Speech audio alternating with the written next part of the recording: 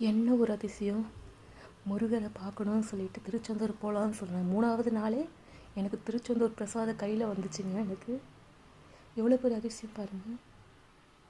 என் வாழ்க்கையில் இது வரைக்கும் திருச்செந்தூர் பிரசாதத்தை நான் வச்சதே கிடையாதுங்க. என் நெத்தியில் இதான் ஃபஸ்ட் டைம் எனக்கு நடந்திருக்கு. நீ என்ன வர்றது என்னை தேடி, நான் உன்னை தேடி வரேன்னு சொல்லியிருக்காருங்க. இதுக்கு மேலே என்ன வேணும் எனக்கு? முருகர் என் கூட இருக்கிறான்றதுக்கு இதுக்கு மேலே என்ன உதாரணம் வேணும்? இந்த ஒரு விஷயத்தை கந்தனால் உணர்ந்தவங்க மட்டுமே, அவரோட அருமை தெரிஞ்சவங்க மட்டுமே அவரை உணர முடியும்.